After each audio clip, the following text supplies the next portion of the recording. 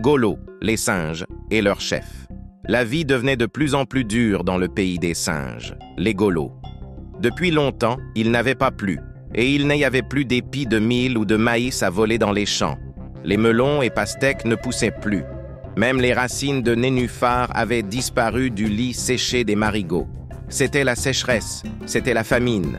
Le chef réunit son peuple pour trouver une solution et sortir de cette crise. Il promit d'aller lui-même repérer un autre pays où son peuple pourrait trouver à manger et à boire. Le lendemain, avant le lever du jour, il se mit en route.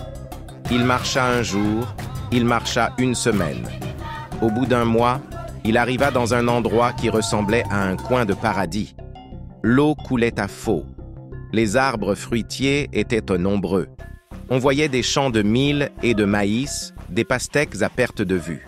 Le chef mangea d'abord à sa faim, puis se posa sur la branche d'un arbre pour mieux observer ce lieu magique. Avant de repartir, il vit une scène qui l'inquiéta, mais il se dépêcha de rentrer pour annoncer la bonne nouvelle à son peuple.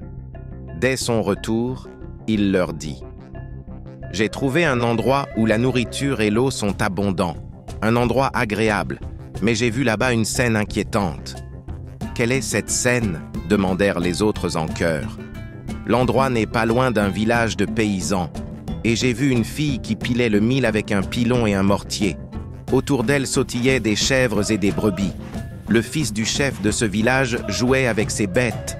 Les bêtes voulaient manger le mil, alors la fille s'est mise à les chasser avec son pilon. « Mais qu'est-ce que cela a à voir avec nous ?»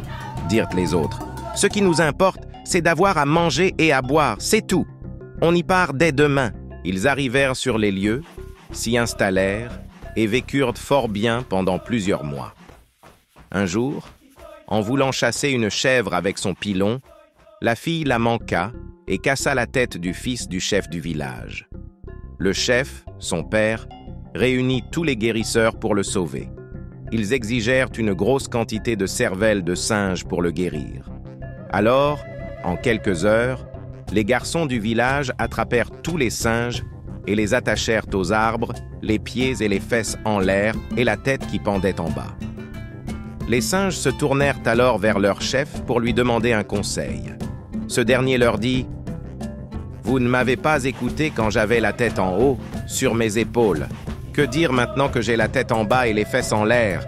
Fou de rire, ha ha ha, ce conte est fini. Le premier qui respire ira au paradis. Aimez et abonnez-vous pour soutenir la chaîne.